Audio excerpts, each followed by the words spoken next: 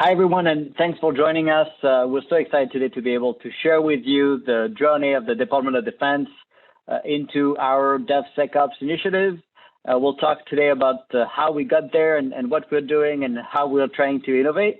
Hopefully, we can have that two-way street so we can learn from each other and move faster and be stronger as a team. So let's get started. So first, we open sourced and released a lot of the content that we have for DevSecOps. So please check out our the website software.af.mil under DSOP documents. You're going to see all of the architecture documents, videos, and training content. And the source code is on repo1.dso.mil. And you're gonna see our container registry on registry 1. So we'll walk you through that. But again, everything is available for people to check out. So please do that and tell us what you think. So what is the DevSecOps initiative in the Department of Defense? It's a joint team between all of the DoD services and DoD CIO.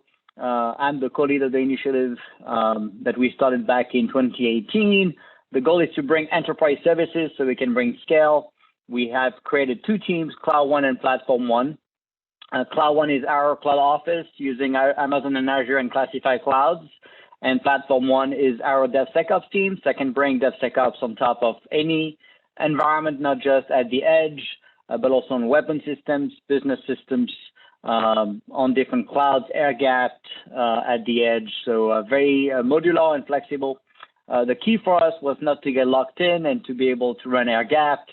So we picked Kubernetes and containers as reusable Lego blocks that can be reused between teams and systems. And we are building these managed DevSecOps services with collaboration tools, development tools, cyber tools. And we created the Iron Bank. As you can see, we have pretty cool, fancy names for everything. Iron Bank is our container registry, kind of the DoD Docker Hub. It's open source, so anyone can come and use the containers. Of course, if it's a commercial product, you have to buy a license of the product, but we have also 450 containers now, a lot of open source tools. We harden them, we update them. They're more secure than most containers you're going to find elsewhere. So feel free to check it out. And again, because we open source the Docker files and all the work we're doing, you can also push merge requests if you see stuff that can be improved. We're not pretending to be perfect. The entire stack that we use is based on Zero Trust, and we use a sidecar container cyber stack that we use to do behavior detection and enforcing Zero Trust down to the container level. We use Istio as a service mesh. We are providing also AI ML deep learning managed service with Kubeflow, and we are using many digital engineering tools to be able to do modeling and simulation on the cloud as well. We have a few people to train this year, 100,000 people, and we're bringing state-of-the-art DevSecOps curriculums with unbiased content coming from the Linux Foundation, the Cloud Native Computing Foundation, and O'Reilly the books. So we can continuously learn and making sure we invest in our people. In fact, we give them an hour a day for them to be able to learn. Very important that continuous learning is probably the foundation of any successful DevSecOps team. Now, when we think of DevSecOps, we're thinking of layers and how to accredit and authorize systems in the Department of Defense is very complex. Of course, cybersecurity has to be top of mind.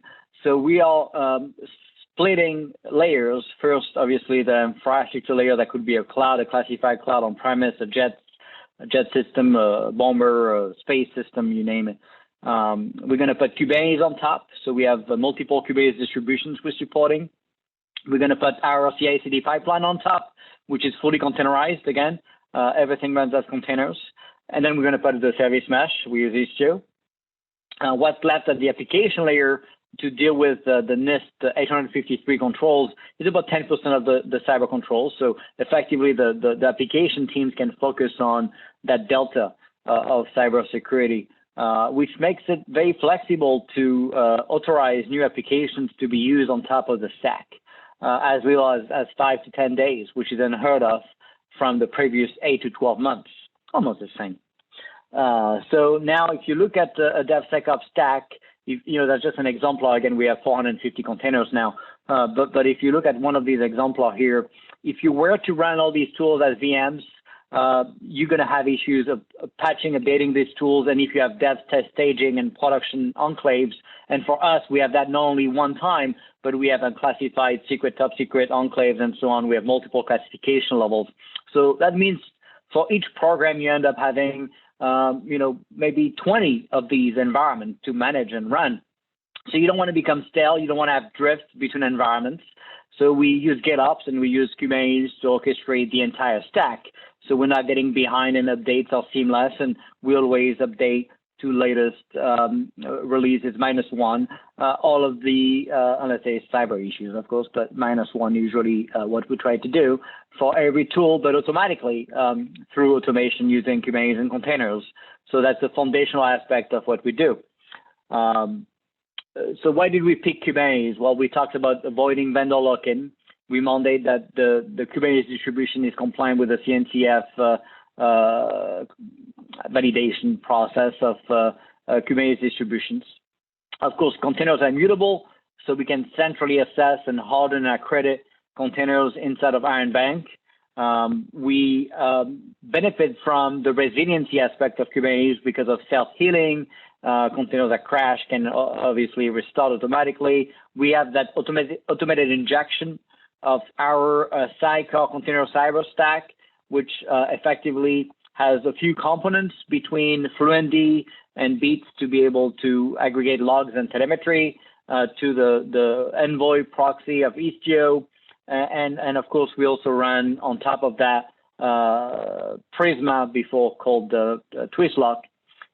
We also have Stack Rocks and other options as well. But that's how we do our continuous monitoring of behavior detection, looking at drift of behavior in containers and not just basic CV scanning. We also use Encore for container scanning as well as a second scanner, because we find that scanners have so many false positives and false negatives too, that we need at least two to approve containers. Of course, the ability to have these containers as Lego blocks gives us that adaptability, modularity concept, so we can swap things with no downtime, obviously, thanks to modern routing, A/B testing, canary releases, and so on. Everything we do is GitOps, so we get that automation, push button deployment anywhere from the edge to the clouds. We have obviously auto scaling, so we can scale up and down based on memory and compute needs. And then we have the abstraction layer that we talked about to avoid a cloud lock-in or product-specific lock-in as well. So Platform One and Cloud One are the enterprise service to provide access to DevSecOps to many teams, from contractors, from the defense industrial base, which is about 2 million people, to other agencies, to our software teams, to science and research organizations like DARPA and FRL, all the way to startups and non-traditional. We have ventures arms as well. And then the big programs, F-35, all our nuclear programs, bombers, joint AI teams, machine learning teams, cyber offense, defense. So, obviously DoD being the largest organization on the planet, we have every kind of weapon system and embedded system that you can think about, from space to ground to air to sea. And so obviously you need options, you need diversity of tools and capabilities. We support 16 programming languages, 23 databases, and so on. So the key is to make that enterprise team not a one-size-fits-all. So you can really address the needs of all these different teams and use cases. We have teams all over the US, so if you want to come and join us and do some cool stuff and put Kubernetes on jets and bombers and space systems, you should give it a shot. We are obviously hiring a lot of people. So you can see some of the locations. If you want to go to Hawaii, that's a pretty cool place. So there's that. And then, in 2019, we built, some cool simulators, and we announced that at KubeCon. And then we also announced back then that in 45 days, we were able to put Kubernetes on the jet, on F-16 jet, on legacy hardware that's 20 years old that's used to run C and Ada. And yet we were able to run Kubernetes in Istio and create a few microservices in Python and Java again, demonstrating the value of Kubernetes there. That's pretty cool. And then, we'll show you what we've been doing since then. First, we have Repo 1 and Iron Bank. So Repo 1 is the source code repo of everything we do. So you can go and check out our source code in DevSecOps and all the hardened containers, and also all the IAC automation using Terraform to instantiate Kubernetes and different distributions. And so go check that out. Iron Bank is our container registry. So you can go to Iron Bank to see the scanning results. And then we have Registry 1 that gives you a Harbor registry to mirror and have access to our containers as well. So you can check that out too. Those are rebuilt and signed, and we swap the base images to hardened OS using UBI, Universal Base Image 8. So they're pretty strong. They may be a little bit more, a little bit bigger than an Alpine container, but they have a trusted supply chain in terms of bits and RPMs. So there's that too. Then we created two main services, the Party Bus and the Big Bang. So the Party Bus is our multi-tenant environment. It's kind of DevSecOps as a service. And so I know we have some cool names. And so you can see that we can instantiate DevSecOps on demand. So developers can just go and access Party Bus and not have to worry about building the entire DevSecOps pipeline. That's our multi-tenant environment. It's a per-use per developer model for us. And then we have Big Bang, and Big Bang is game-changing because Big Bang allows you or anybody to take our Big Bang automation code and instantiate a replica of Platform One anywhere. So we have multiple organizations on the commercial side, even healthcare, financial organizations, many different teams across the Department of Defense and also across the government. Even partners outside of the U.S. or other nations are using Big Bang to instantiate their DevSecOps pipeline. So you can take Big Bang on Repo 1 and instantiate Big Bang with a push button deployment, and we have foundational pieces that are not swappable, but then we have add-ins so people can add capabilities on top and swap things around and add different things. So check it out. You can also create your own add-on. So if you're a company that has a cool product, a cool capability, and you want to do business with DoD, go take your container and get it accredited on Iron Bank. That's a 2 to 4 weeks process, very simple. You get your container accredited, and then you can add an add-on to Big Bang for easy deployment. Maybe it's a Helm chart, maybe it's a Kubernetes operator. So you can really be bringing your capability as a commercial solution to the Department of Defense in weeks. So we're really streamlining access to startups and new organizations to do business with the Department of Defense. So check it out. Check Big Bang. You can instantiate on your cloud. You can instantiate on premise. We run on jets, on bombers. So if we can do it, I'm pretty sure you can do it too. We use Istio, like we talked about, for all the zero trust enforcement. So we have it in enforcement mode for zero trust, east-west traffic management, and also ingress, egress.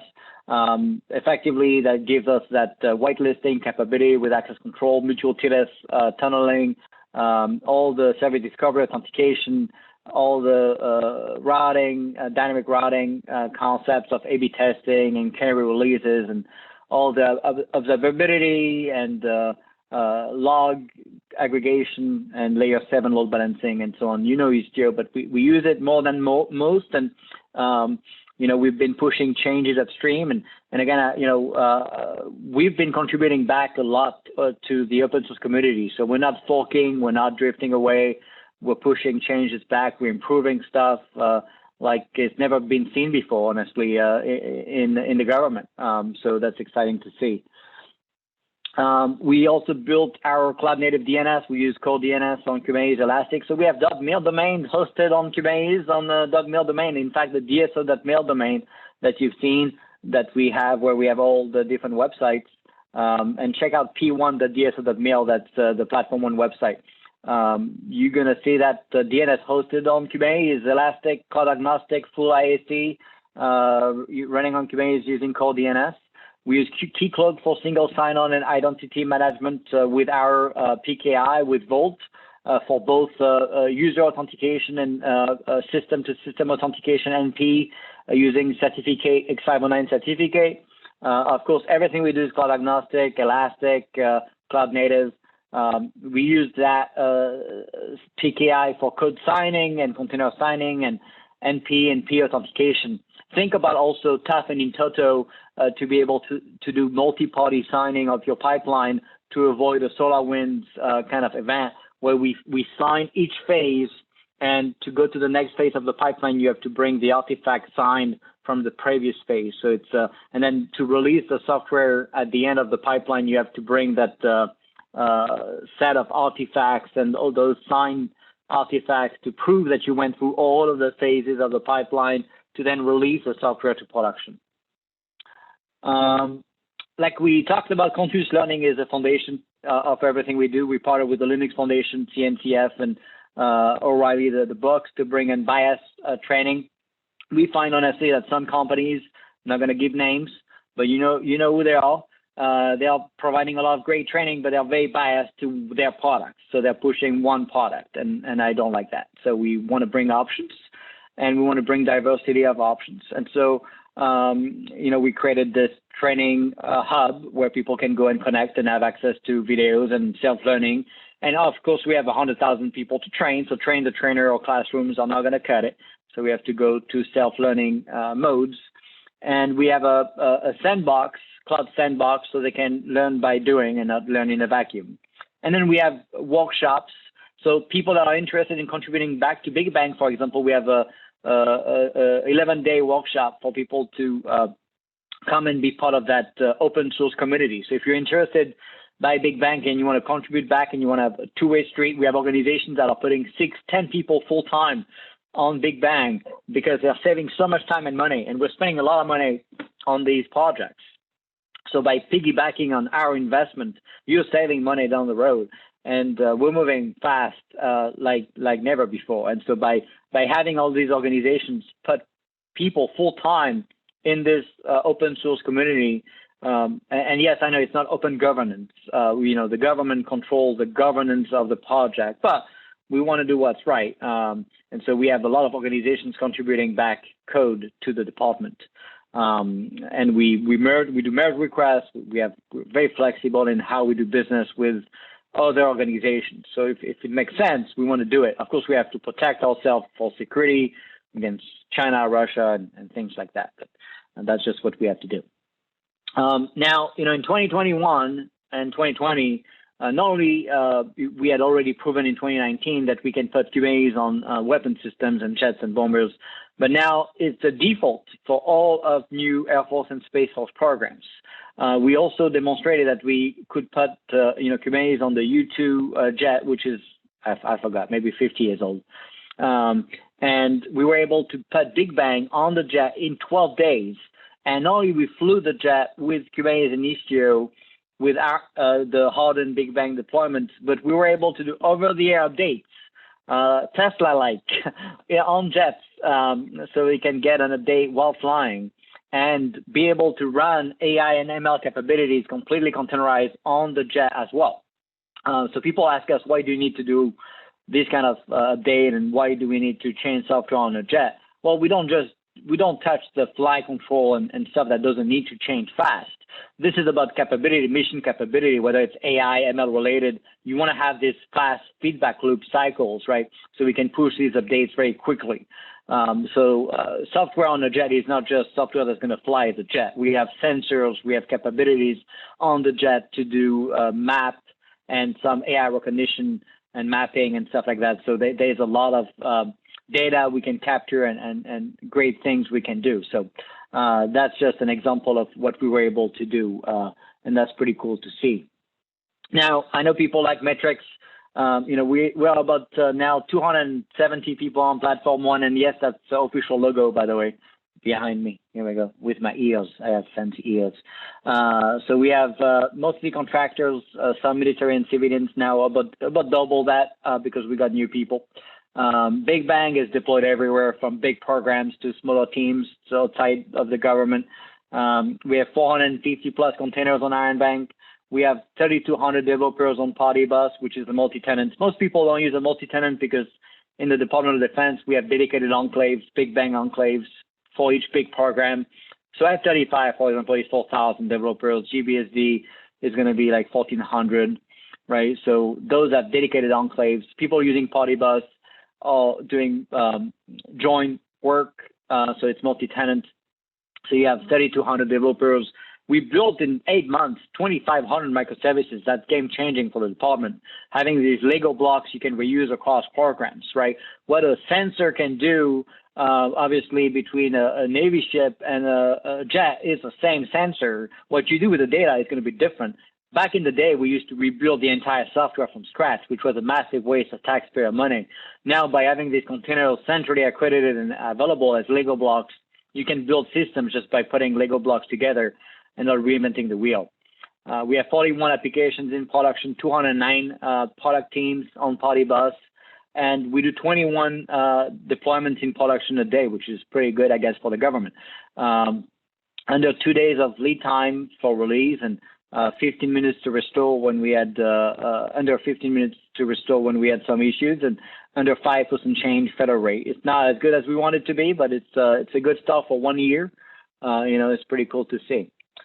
So everything we do is infrastructure as code. So obviously the benefit is no drift between environments, immutable, replicable, automated, no human in production. So we can disable ports and reduce the attack surface and remove insider threat. We use multiple set of eyes on code to approve change. So like a whitelist on Istio or a new Terraform change or a new Helm chart or container has always to go through at least 2 or 3 set of eyes to be approved as a merge request, and then it goes automatically from there. So we mitigate insider threat and cyber risk by having multiple set of eyes on code. And then, of course, we move to GitOps, the evolution of infrastructure as code with everything is code, infrastructure, networking, configuration, sealed secrets. That gives us the full auditability and compliance. We can do rollbacks and consistent deployments. All the change management is done in Git, so it's all merge requests driven. Full disaster recovery, all you have to back up is your databases and your Git repo, so very easy. And we pull from Git. We do not push, so we don't have a CI/CD pipeline that has the keys to the kingdom to push to staging or production. We do the opposite. Effectively, the staging and production cluster pull every minute from Git to see if there is a change, and then applies the change from Git. So that removes human from production. And we have these declarative manifests and playbooks. And we use Argo and Flux, mostly Flux now, but still some Argo, but a lot of Flux to deploy our GitOps mechanisms in Big Bang. So those 2 projects are part of CNCF as well. So again, please check out the different website.